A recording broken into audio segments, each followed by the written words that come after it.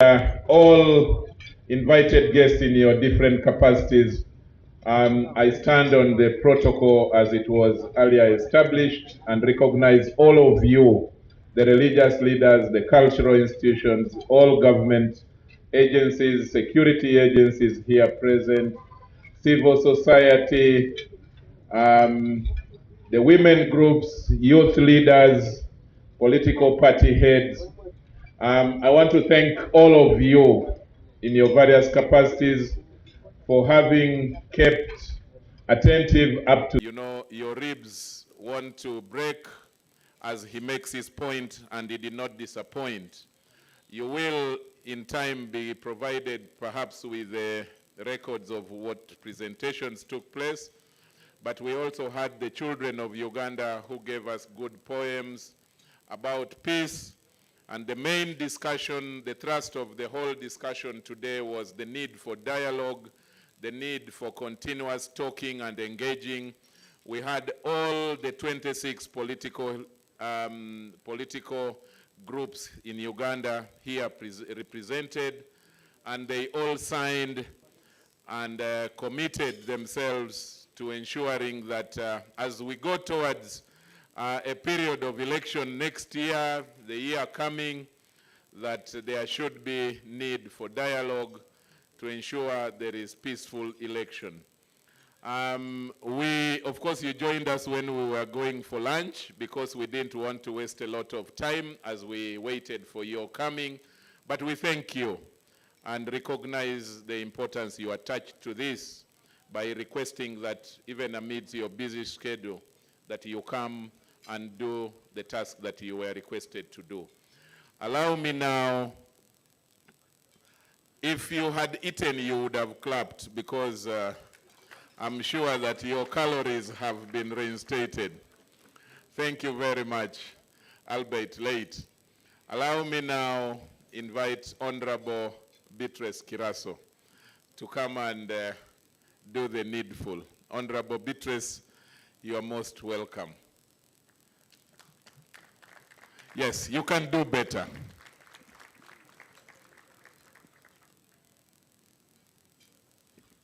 Thank you, Charles. Just a small correction. The convener is IRI, not me. I think my role, like right now, is very simple. It is to invite the Honorable Kahinda Otafire to come and give remarks to conclude this very, very eventful day. And thank you, Charles, for giving a summary of what happened today. Honorable, you are such a strategic person that we had connived that we eat quickly and then you come and find when we have finished eating, you address us and you miss the food.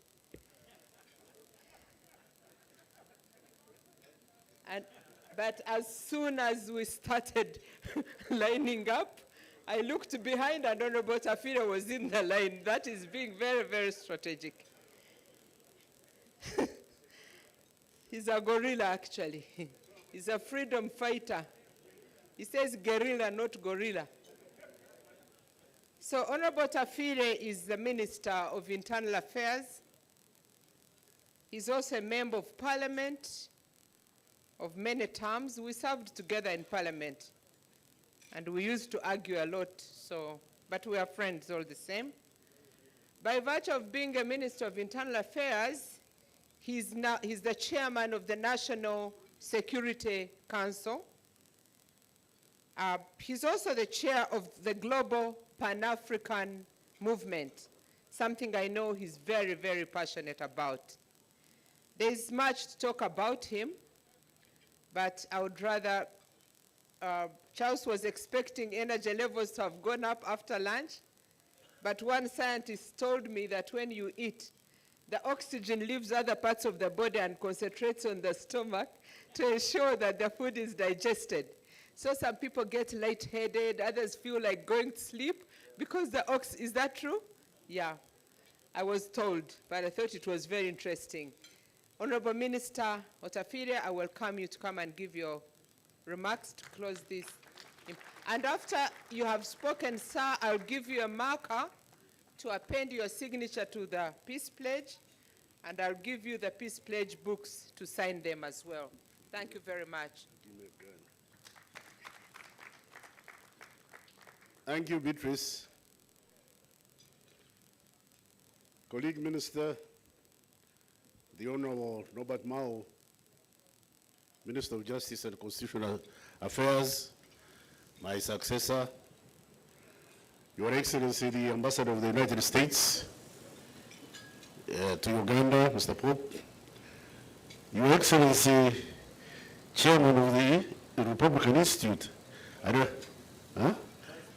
Vice President, oh, Vice President. You know, Americans like being presidents. For us, we want to be chairman. Presidents are easily removed. Chairman, don't go. My Lord Bishops and caddies and big people who are here, leaders of political parties, I can see my friend Virgwa out there. I saw Richards somewhere. So, Richards, do you still lead the party or you are just...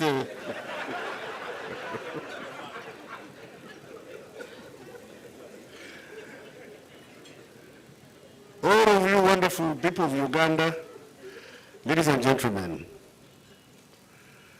now I must complain that Beatrice was very unfair to me. In her invitation, she said, you come to Sheraton. Now, there are two Sheratons in Kampala. She didn't tell me which. So I had to find.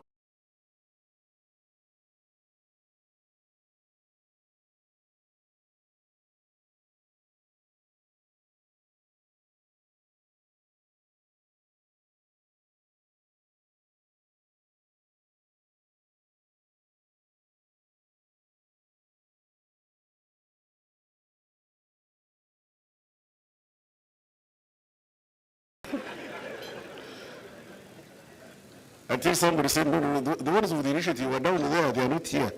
They are low, because for us we are high, because we don't need initiative, but they are down there, so I came down.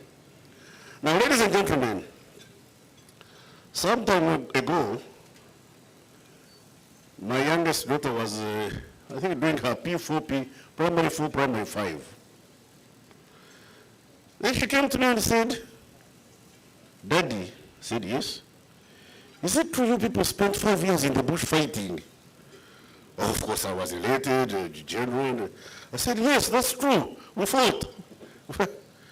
Then she looked at me and said, were you mad?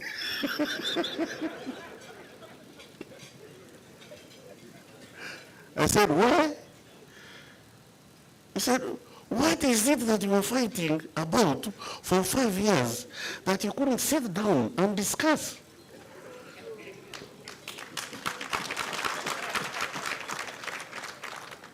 The air in the balloon.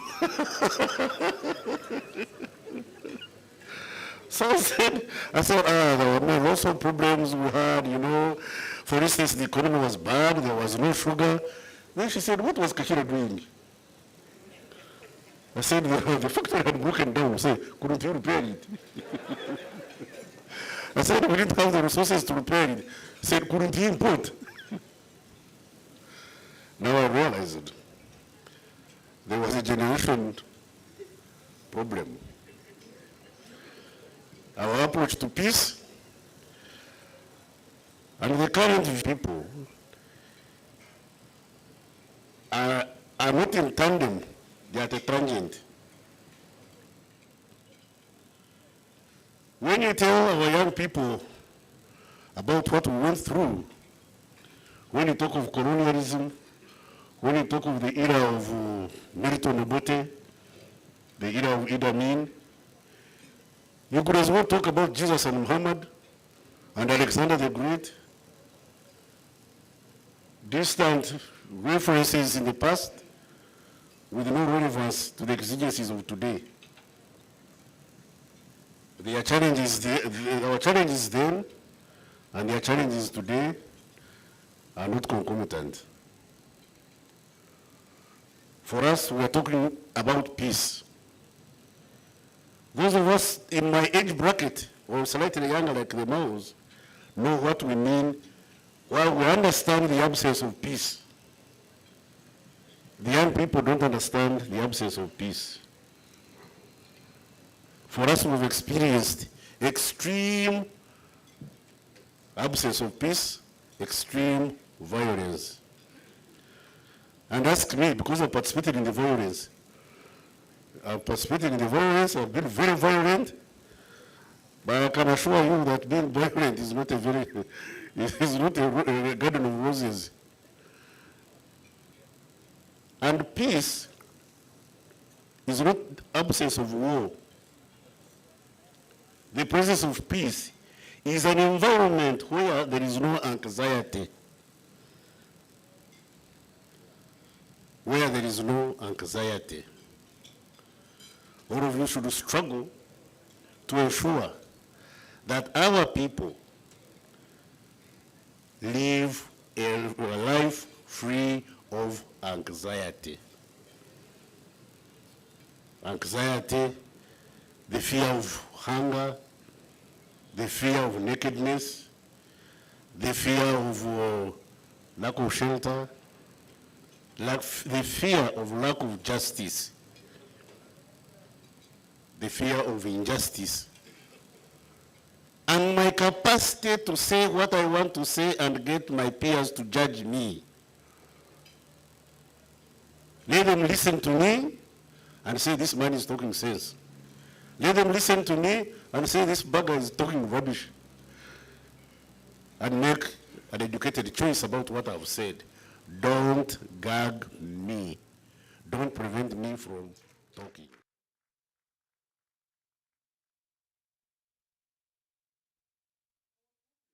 Here in Uganda and elsewhere in most African countries is that we are practicing a system of management of society we don't quite understand,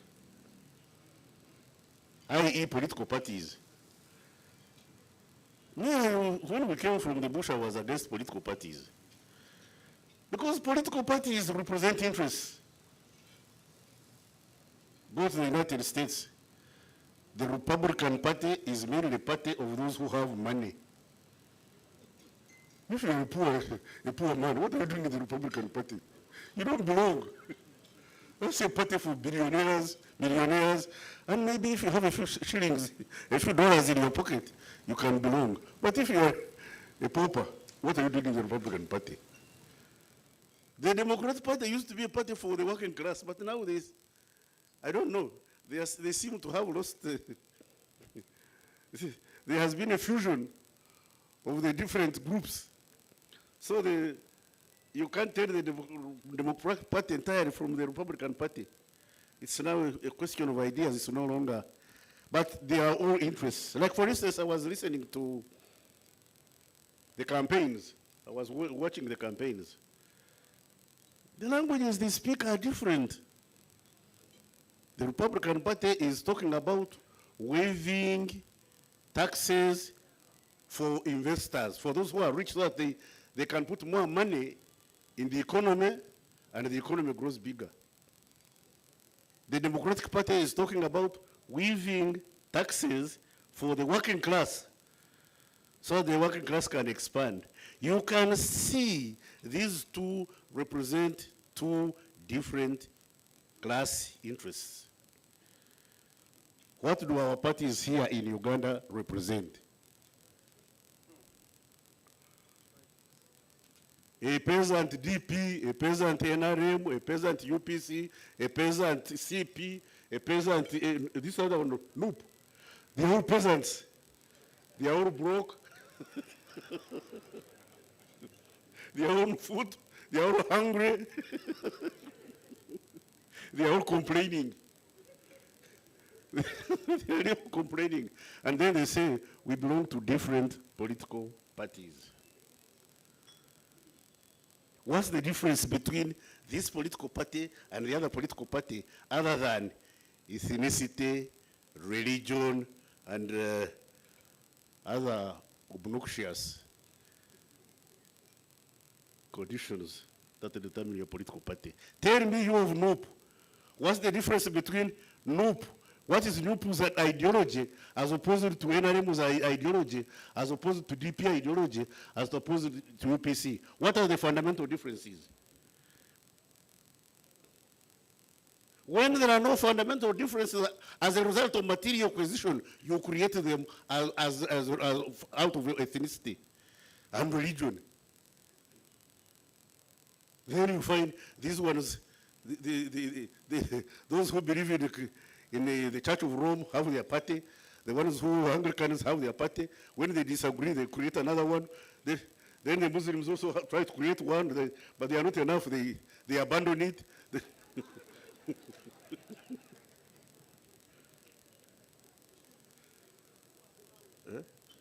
Then you find just general confusion. General confusion. And then the result is lack of peace, lack of harmonious living.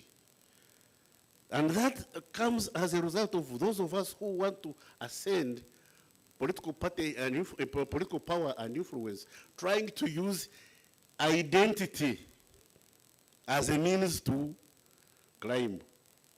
When I have nothing more to offer, I'll say I'm a Catholic. When I have nothing useful to offer, I'll say, you see, for us we are Muslims. For us we are Muslims. Like I get sometimes when we are putting together institutions, you hear people say, no, they have not brought a Muslim. They have brought a Catholic. There is no northerner. I don't care whether the Inspector General of Police, his deputy, and all his deputies are from Bundubujo. And they are all Muslims for as long as they can do police work. I don't care. I don't care. What do I want out of a police officer? Do I want religion, clan, tribe, height, or efficiency? We just on what is essential and we follow what is subsidiary. We will run after what is subsidiary and leave essence.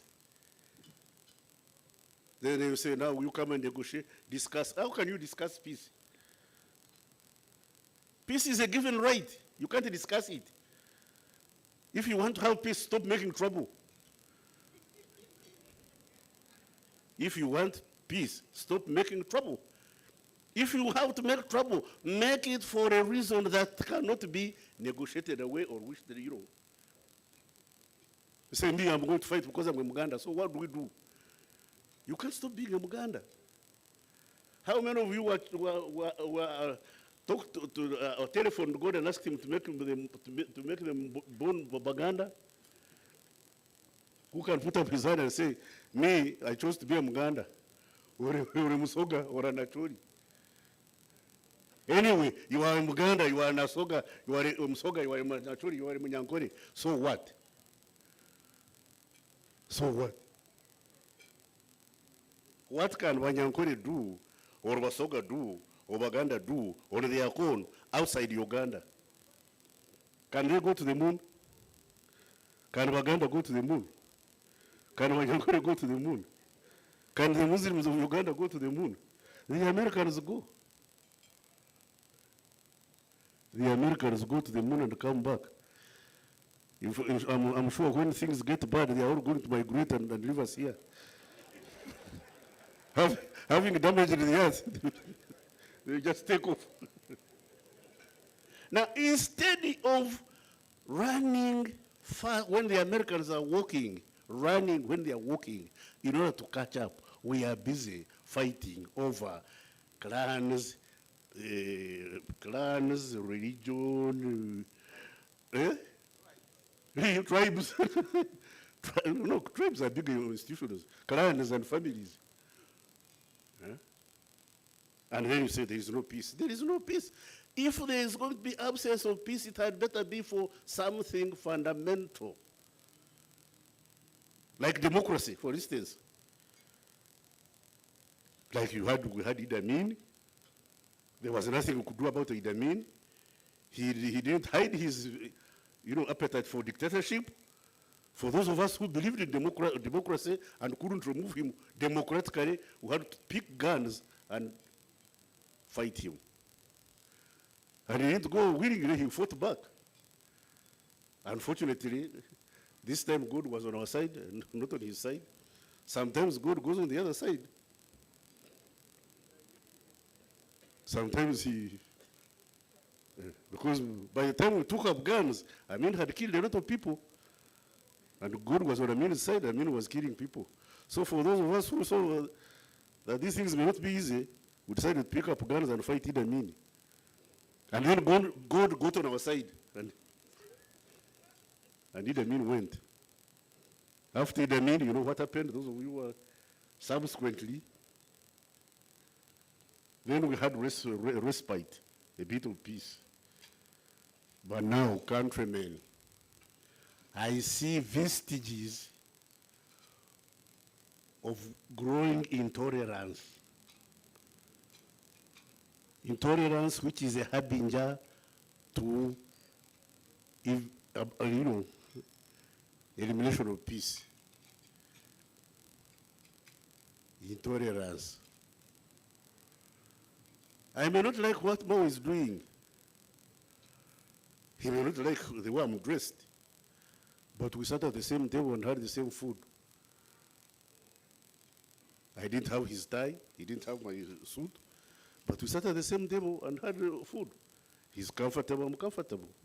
Why should we fight over how Mao is dressed and how Tafire is dressed and what color I'm wearing and what color he's wearing? Why should we deny our people opportunity to live in peace because Mao and Otafire disagree? And they disagree over the color of their clothes. Nothing fundamental. Nothing fundamental. But just trivia. Religion. Can't you change from a religion to another? You can. So if you can change from a religion to another one, if you don't like this religion, you leave it. Among the commandments of God and the teachings of Quran and the Bible, is there one which says you should not change religion? You can. If you inconvenience me in Mango, I migrate to Mbuya. Is there a law which says if you inconvenience me in Kabari, I can't migrate to Unyoro? Why do we deny our people a chance of peaceful living? Because we want to satisfy our ego and ourselves. The problem of me and I, ego sum, I am. Yes, you are, but there are others living next to you. When God was creating, he was not silly to make you alone and leave the others. He made all of you and gave you earth. He didn't apportion it. God didn't give land titles. No. He just said, you go, multiply, and look after yourselves.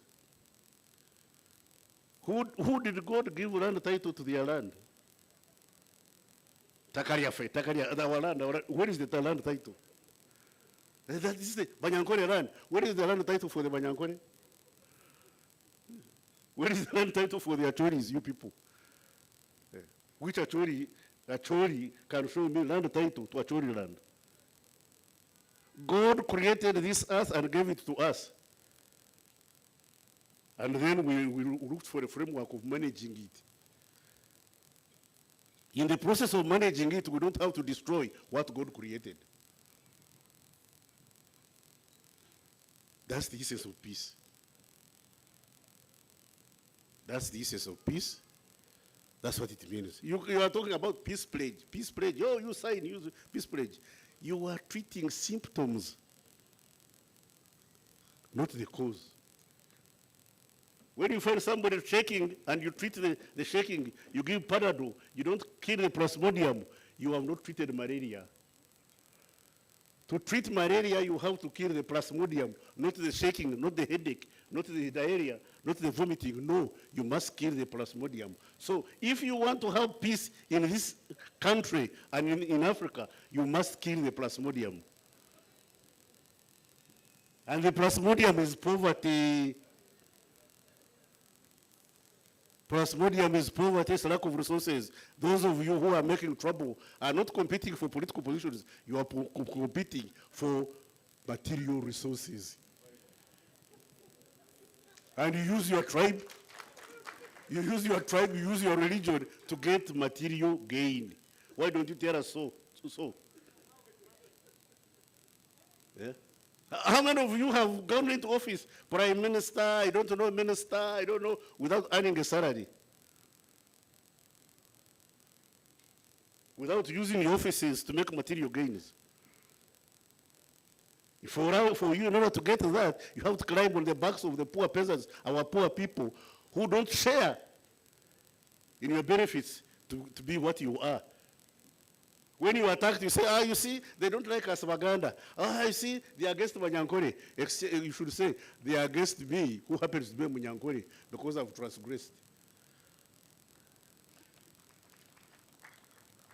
You come here, you get into government. A Munyankore thief, a Catholic thief, a Acholi thief, a Japadora thief, they are all thieves. And we don't want to say that. We want to push it under the carpet. Because if you say, Mao, you stolen our money, you are corrupt. Say, you see, they don't like Acholis. Yeah, man, it's not Acholis who stole. It's you, Mao, who took our money. Not every Acholi has benefited from your criminal activities. Then you want to disrupt peace because you must cover your iniquities. Countrymen, let's allow our people peace. Let's allow our people to enjoy peace, to enjoy fruits of their enterprise, and be prosperous.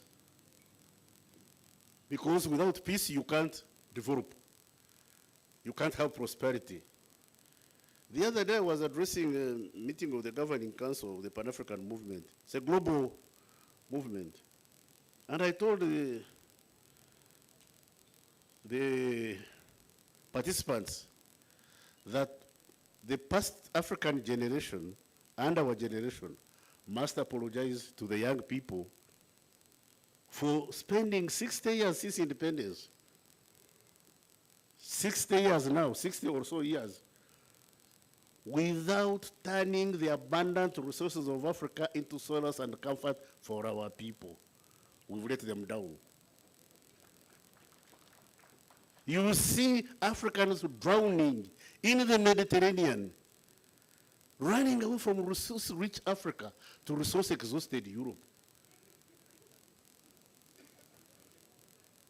There are other things, there are other phenomena elsewhere, but I'm not going to talk about it. I don't want to break. I can see the ambassador smiling.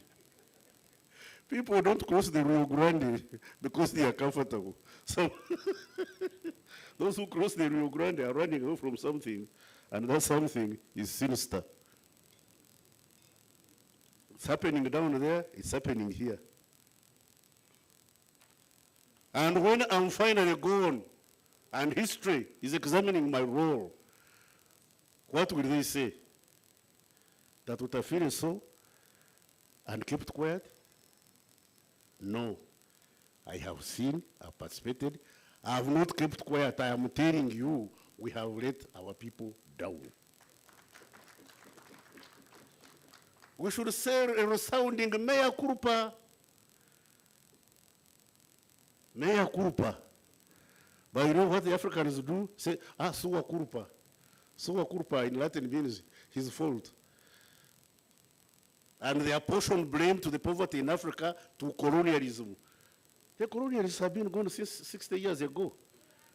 Since they left, what have you done for yourselves? Yes, the colonialists were bad. They were exploiters. What have you done since then? Oh, neocolonialism. But what have you done about it? What have you done to change this world situation? And ladies and gentlemen, do you think the developed world owes you a living? Do you think the developed world owes you a living? America is not the engine of growth for Africa. No. It will support, but the engine of growth is with the African people who inhabit the African continent.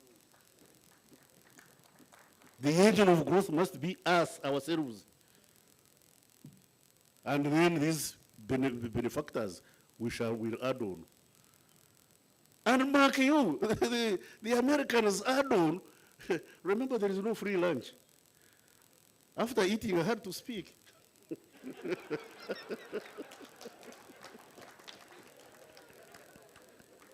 I'm now earning my meal. There is no free lunch. So the American people will support an effort which is worthwhile and eventually profitable to them. America will support us with resources for us to be able to create a bigger market for trade. You know, when we start producing and become wealthy, then we can trade with America at a profitable level.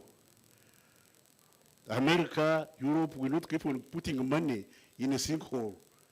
They put money, you steal it. They put money, you steal. Some of it, you know, is hidden in the banks, and you die and leave it there.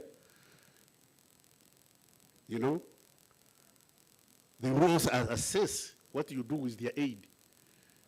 The aid of everybody.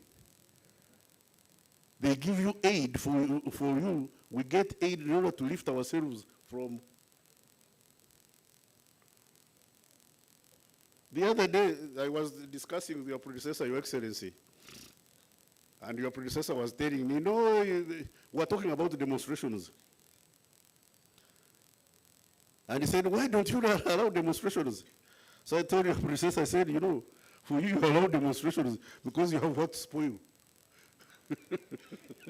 For us, you know, when you destroy a road in America, it's repaired in a matter of hours.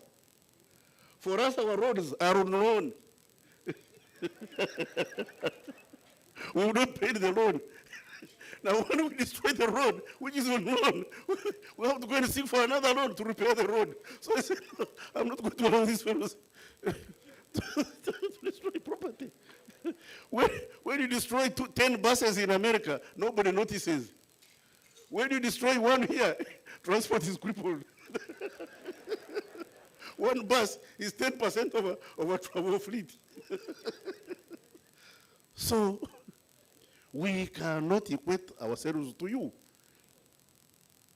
I want people to demonstrate, but I can't allow them to destroy what is not there. The road is on loan, the bus is on loan, and then you allow people, these young people, my friends of NUPA and NRM and Burgwas Party. I don't know which one now was it. Is it the new one or the?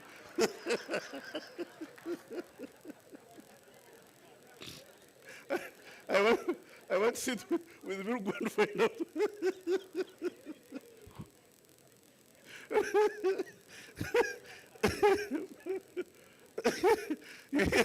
Here there is FDC Katonga, FDC Najana Kumbi, NRM Chadondo, Pirao,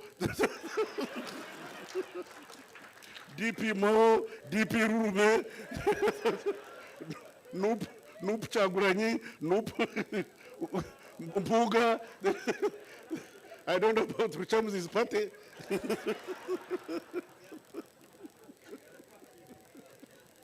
What? Come on, be serious. Be serious. Be serious. I'm glad some people have started thinking and have taken the initiative to bring you together. for dialogue. And dialogue is the way to go. Dialogue is the way to go. Like I was telling, there was this Loop fellow, this honorable, this man from Mitiana, the leader of youth, Zake.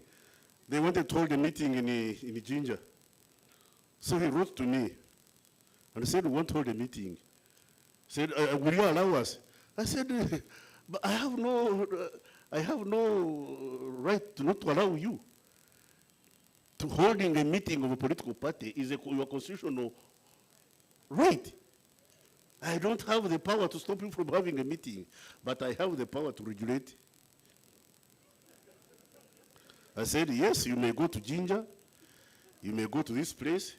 Now on condition you don't do this, you don't do this, you don't do this, you don't. You observe your constitutional rights while also paying attention to the constitutional rights of others. Don't inconvenience the road users. Don't inconvenience the market women. Don't force people to attend your rally. You go and hold a rally or whatever you want to call it. Those who come, those are yours. Those who don't, they have nothing to do with you. Go and shout loud. When they find you are talking sense, they will come. When they hear you are talking nonsense, they will not come, and leave them alone. No manifestations. But I have no right to stop NUP from holding their conventions and meetings. FDC, this, with the Virgua group. You've traveled throughout the country, haven't you? Have you seen the police stopping you? We have not stopped you because you are disciplined. Every institution depends on discipline. Where you, my Lord Bishop, when you are preaching, does the lay reader also stand up and start talking?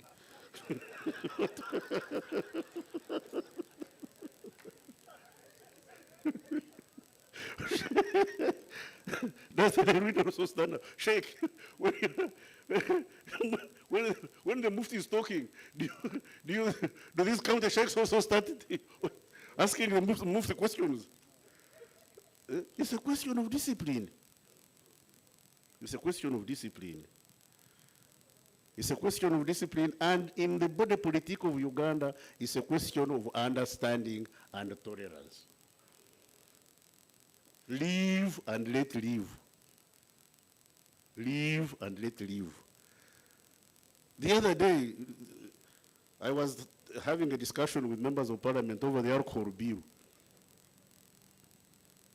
And I was telling them, but you people, why do you want to get involved in people's lives? If people want to drink and get safe for as long as they don't break the law, that's their business. Whether they want to drink from glasses or whether they want to drink upside down, that's their business. Let them drink. Let them drink. We've had peace, and the fellows have been drinking. They have been enjoying their nightlife. When they make trouble, the police arrests them, they sleep in the jail, they pay some bit of fine. The fine is not bad. That's part of the non-tax revenue. But let Mao drink his wine. Oh, that he must go at 10, he must leave at this. Why? The alcohol is not yours, you are not the manufacturer. The money he uses to buy alcohol is not yours. The stomach he puts it in is not yours. He's not complaining that the alcohol is too much. You come and help me drink. So, unataka nini? Leave the money. If you are a Muslim and you don't drink, that's your business. If you are a Christian, this is saved people, and you don't drink, that's not your business. You don't drink, me, I don't drink, but those who drink should drink. And if it's a sin, let the other fellow gentleman be the arbiter. God has not appointed me his advocate on earth. I have no instructions. I think if he has, I might give him a bill. God has not given me instructions to be his advocate on earth. So why should I interfere with people's lives? This is sinful. Well, you wait. If God has not killed these pharaohs, why do you want to kill them? You mean you see better than God? You mean you judge human beings created by God, not by you?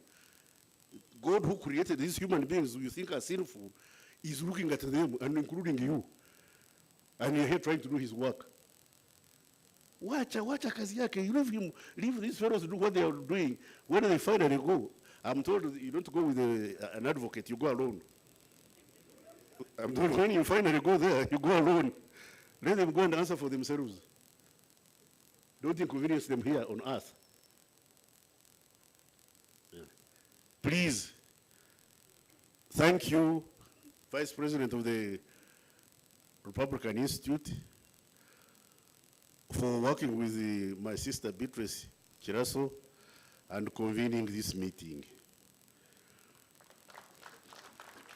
Like Oliver Twist, I don't know whether in America you read Oliver Twist. This is like Oliver Twist. I want more. You know, I would be glad if you could encourage these people here to learn how to live with each other, to learn to tolerate each other. Let the sheikh there, the Qadi there, wear his cassock. Let the bishop here wear his collar. Let Chiraso wear her, if she wants to put on her middle dress, that's her business. You, of the churches and the mosques, concentrate on taking us to heaven. Taking us to heaven. Because me, I'm not going to do your work. Because when we finally get there and they say, why didn't you pray? I say, you ask that one. That was his job. My job was to make sure the people of Uganda sleep and wake up. Concentrate on taking us to heaven. You politicians, stop interfering with the churches and the mosques. Keep the politics out of mosques and churches. Those are houses of God.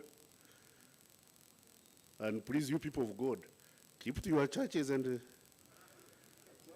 But that does not prevent you from commenting on issues of governance because you are citizens. You have resources. I will take away the schools. No, you are supplementing government effort. Don't worry. You are useful. You are useful because you are supplementing government effort. But don't tell us where to belong. They say, in church, vote for Mao, don't vote for Tafire. There you have crossed the Rubicon. You have crossed the Rubicon. Don't use religion to determine whether your thief is a better thief than another person's. So I'm very grateful to Beatrice. I'm very grateful to all of you who have come here. And I'm sure you picked a leaf. Whatever you picked from here, go and expand it. Broadcast it. Don't come here, listen, and leave the lessons here. Take them wherever you are going. Evangelize. Your talk should be peace, freedom, and constitutionalism. Rule of law. Rule of law. Live and let live. Live and let live. I thank you, ladies and gentlemen.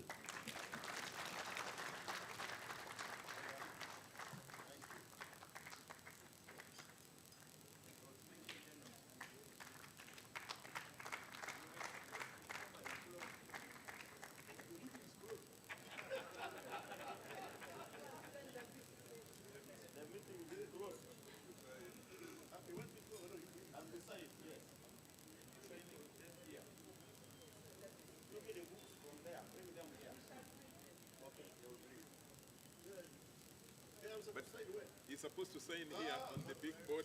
That is what? Here? Yeah, right there. Where? Right here, where the objectives are. Okay. Here. But this thing you can't write.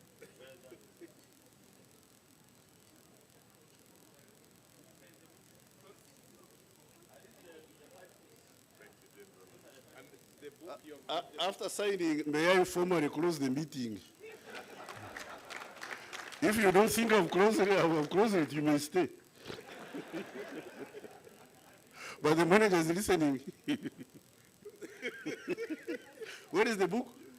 the books are there. You can sign from down there. You bring it here. I'm supposed to do what now? One by one. Yeah?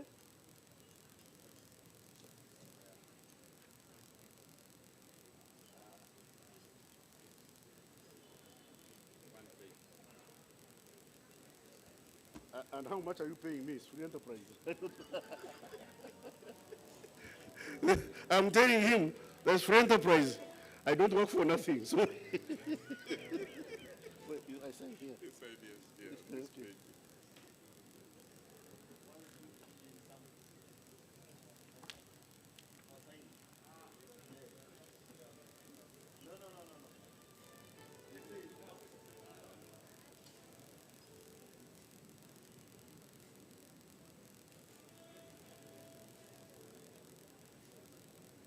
Today's what, 25th? Hey, I'm supposed to sign all of them? Yes, there are 5. Oh my God.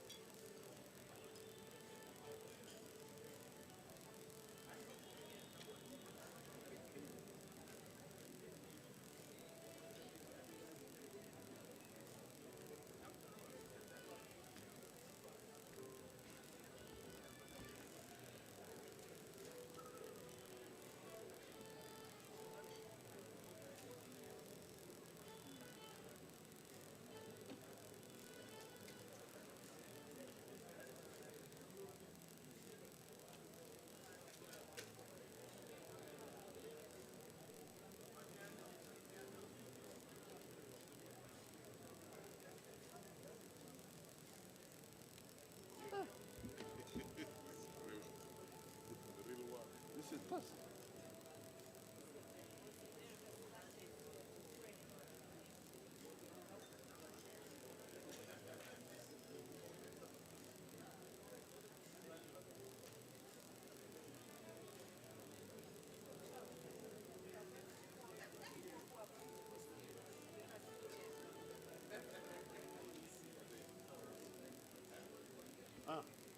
I've finished. Thank you. Thank you as well. So,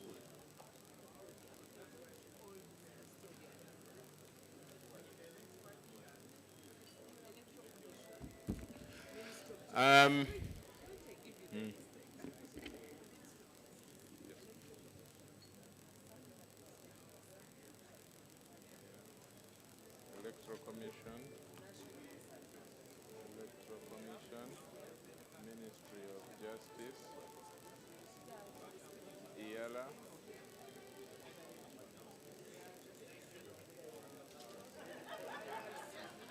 IRCU,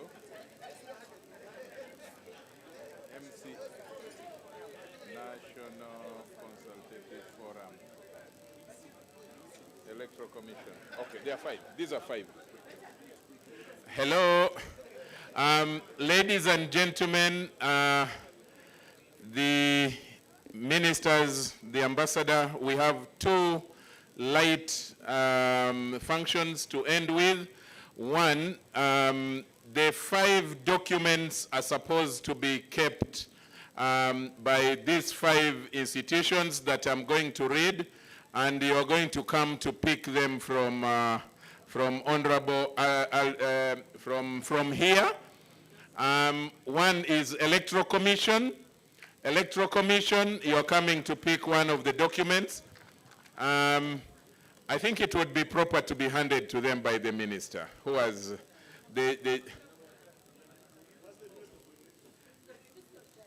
but the Minister of Justice is also going to get, so you... Okay, let's start with Minister of Justice. I've been asked that you hand over the one of Electoral Commission. Someone help me. Minister of Justice will hand over the one of Electoral Commission.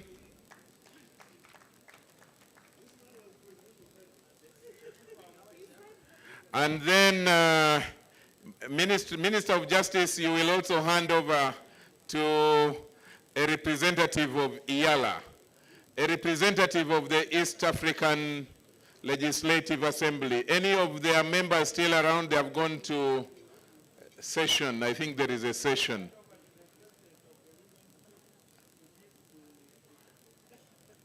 To give to Dr. Siranda.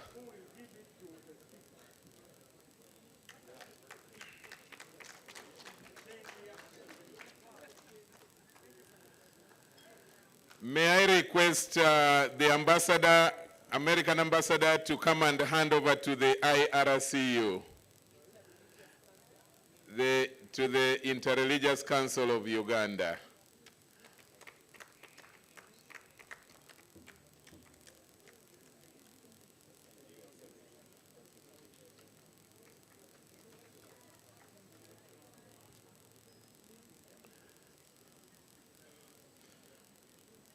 Ambassador, you can also hand over to the NCF, the National Consultative Forum.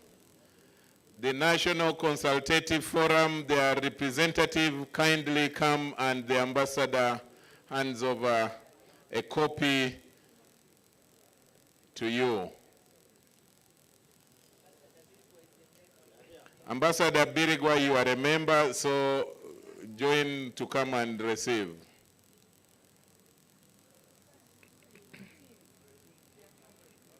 They are a team.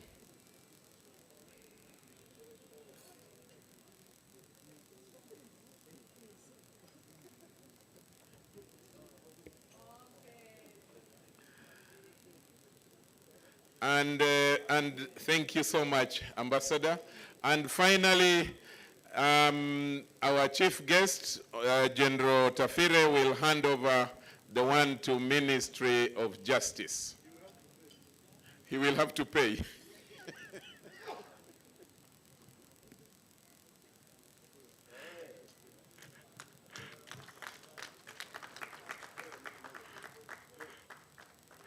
The successor and who?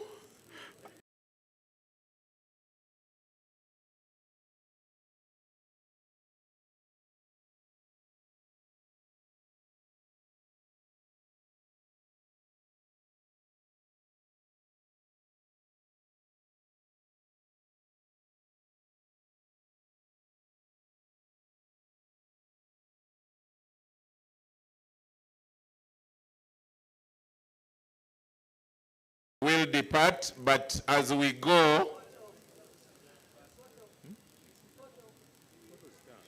there is the final photo with General Tafire, our chief guest, but we will be led by or ushered by the photo guides. They will show us where we will take the picture from. Otherwise, Monsignor, you're most welcome. May I ask all of you to stand so that we can give glory and praise to God. In the name of the Father, the Son, and the Holy Spirit. God, our Heavenly Father, we'd like to thank you for today. we thank you for bringing us together for this very, very important cause. You know our nation, you know the history of it, you know where we have been and where we stand today. The need for dialogue is critical. We'd like to ask you, God our Father, that you touch the hearts and minds of every Ugandan to be open to this exercise so that we can forge a way forward for our nation. Bless those partners who are helping us to live in a peaceful way, in a way where we can tolerate and coexist with one another in our country, and then we can also learn to accept the political arrangement that benefits everyone. Help us, Lord, to accept the will of the people. That is what our Constitution says, and may we learn to accept that and live by it. Lord, as we leave this place, may the commitment to peaceful existence and living increase in our hearts and all our parts of our country in Uganda. May you always be the one to guide us, lead us, and enlighten us. We ask and pray through your Son, Jesus Christ, our Lord. Thank you very much, Thank you. Thank you. I've been told that tea is available. So after the photos, please make sure you don't leave it there where we were served lunch. But the photo is going to be done here on the steps just ahead of me here. And may I request the camera persons to organize the dignitaries to have that picture. Otherwise, thank you all very, very much. And may we continue preaching peace and dialogue for our country in whatever we do. Thank you very much, and God bless you all.